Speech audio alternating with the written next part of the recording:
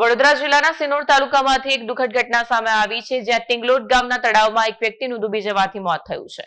ગઈ મોડી રાત્રે સિનોર તાલુકાના તિંગલોદ ગામના તળાવમાં ઘટના બની. ઘટનાની જાણ થતાં કરજણ ફાયર વિભાગની ટીમ પહોંચી બોડી સેન્સર ડિટેક્ટર અને બોટની મદદથી તળાવમાં શોધખોળ હાથ ધરવામાં આવી. લગભગ 1 થી 1.5 કલાકની ભારે જહેમત બાદ તળાવમાંથી મૃતદેહ બહાર કાઢવામાં આવ્યો.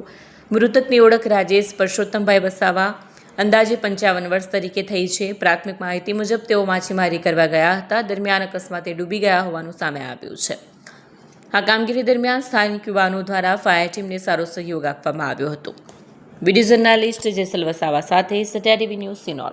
29ના રોજ રાત્રિ દરમિયાન લગભગ 8:30-9 વાગ્યાની આશરે અમારા ફાયર કંટ્રોલ રૂમમાં 112 દ્વારા અમને એક કોલ આપવામાં આવ્યો હતો કે તાલુકો સિનોર ગામ કિંગલોદના ગામના તળાવની અંદર એક વ્યક્તિ અગમ્ય કારણસર ડૂબી ગયેલ છે તેવું અમને કોલ આપવામાં આવેલો હતો. રાત્રે અમે ઘટના સ્થળ પર જઈને તપાસ કરતાં વધુ અંધારાના કારણે શોધખોળ અમે કાલે વિલંબ પડતા અમે કાલે બંધ રાખી હતી. પરંતુ આજે સવારે વહેલી સવારે શોધખોળ કરતાં અમે અને અમારી ટીમ બોટ સાથે શોધખોળ કરતાં તળાવની અંદર 2 કલાકની ભારે જહેમત બાદ તથા સરકારશ્રી દ્વારા આપવામાં આવેલ AI મશીન દ્વારા અમે એને સર્ચ કરતાં અમને એક અજાણ્યા વ્યક્તિનો ડેડ બોડી તળાવમાંથી મળી આવેલ છે અને એ ડેડ બોડી અમે એમના પરિવારને પોલીસની સમક્ષ અમે એમને સપરત કરેલ છે.